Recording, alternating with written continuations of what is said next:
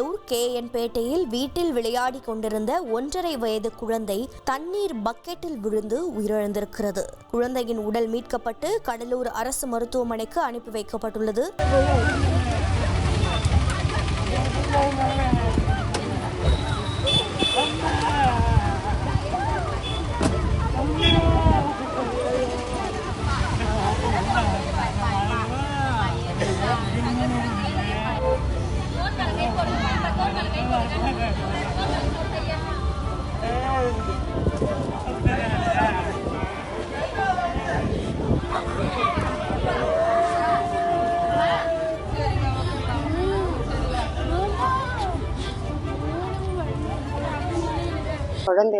குழந்தையோட அப்பா அம்மா பேரு சிவசங்கர், ஞானசௌந்தரி.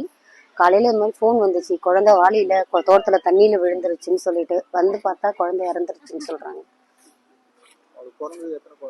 அவருக்கு ட்வின்ஸ், ரெண்டையுமே அவனை மாதிரி குழந்தைய பார்த்தவனுங்க யாருமே கிடையாது. மார் மேலே போட்டுதான் குழந்தைய வளர்த்தான் 2 பேரையுமே. அவன் எப்படி இது மாதிரி இதுன்னே தெரியல.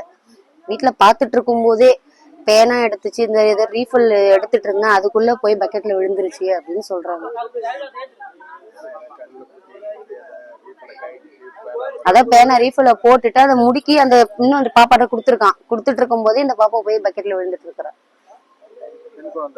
2மே பெண் குழந்தை, 2மே அவ்வளோ அழகு.